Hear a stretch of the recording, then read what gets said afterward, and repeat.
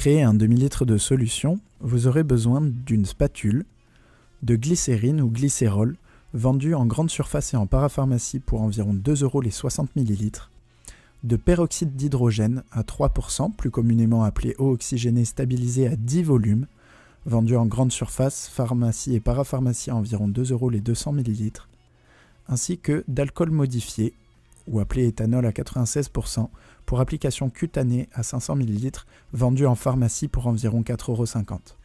Vous aurez également besoin d'un grand récipient avec des graduations pour les volumes, ainsi que de 3 flacons en plastique à fermeture étanche.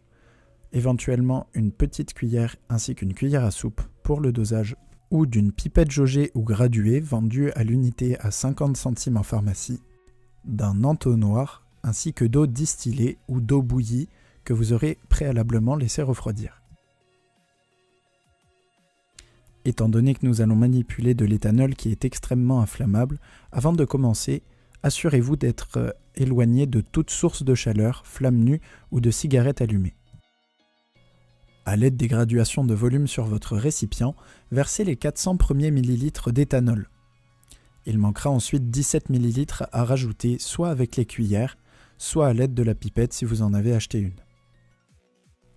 Une cuillère à soupe rase contenant un volume de 20 ml, il faudra mettre une petite cuillère à soupe. Ou alors, si vous êtes dans la même situation que moi et que vous avez acheté une pipette graduée de 5 ml, il faudra en mettre 3,5. Ajoutez ensuite 21 ml d'eau oxygénée ou de peroxyde d'hydrogène en suivant les graduations si vous avez une pipette ou alors en versant une grosse cuillère à soupe.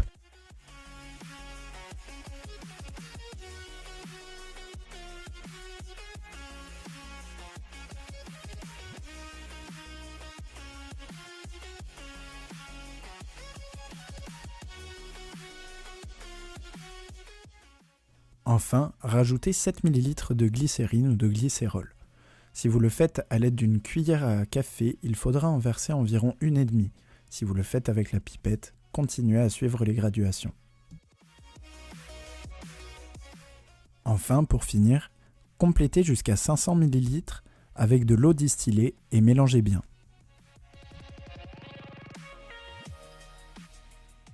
Répartir votre solution dans les flacons, les reboucher, puis les stocker pendant 72 heures minimum sans les utiliser et hors de portée des enfants, afin de s'assurer de la destruction des éventuelles spores bactériennes présentes dans les flacons ou les ingrédients.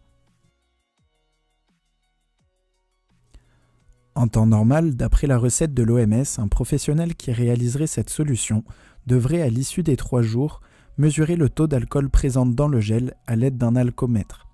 Cependant, ce genre d'instrument de mesure n'étant pas simple à se procurer pour le grand public, on estimera que si vous avez bien suivi les proportions et la méthode de réalisation, votre gel sera efficace.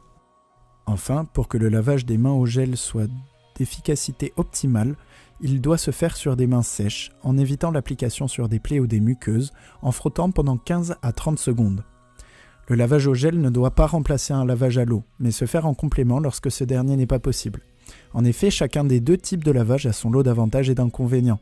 Le gel sera plus efficace pour tuer les virus comme le coronavirus, et le lavage au savon et à l'eau sera plus qualifié pour supprimer des nanobactéries comme celles responsables de la gastro-entérite.